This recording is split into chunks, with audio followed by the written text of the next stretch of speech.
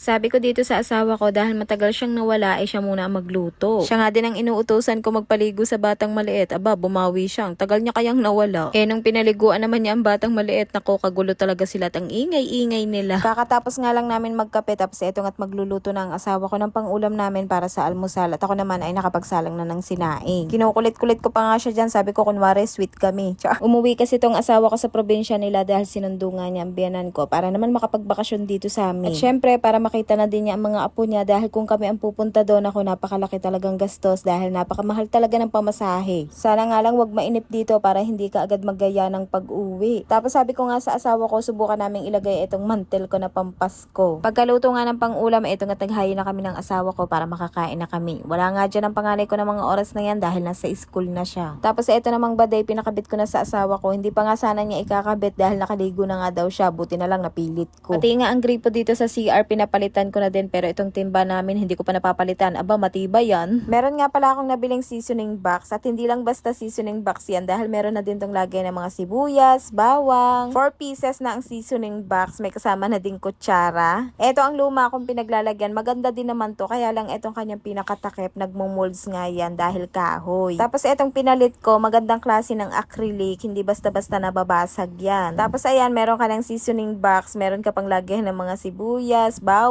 Meron nga pala tong kasamang adhesive hook kung gusto natin na nakahanging lang. Pero hindi ko nga muna ginamit itong pinaka-adhesive hook dahil wala pa talaga akong mapapagsabitan. Dito ko na lang muna siya pinatong. O di ba ang ganda na niyan tingnan tapos sama-sama pa sa isang lagayan lang. Hindi nga ako nakapaglinis ng CR kanina dahil nagmamadali ako at ihahatid ko pa nga ang kinder ko. Naglakad lang kasi kami. Kaya ito't ngayon pa nga lang ako maglilinis dito sa CR. Nagpalit na nga ulit ako ng lagay ng sabon namin dahil yung luma kong lagayan open na open tapos halo-halo talaga ang sabon namin dahil iisa lang. Bali nilagay ko nga muna ang pinaka-adhesive hook. Hindi ko muna nilagay ang pinakalagay ng sabon para dikit na dikit talaga at saka maglilinis pa din naman ako ng CR. Ganadong-ganado nga ako sa paglilinis ng CR at talaga naman sipag na sipag ako dahil nga dito sa baday na ginagamit ko.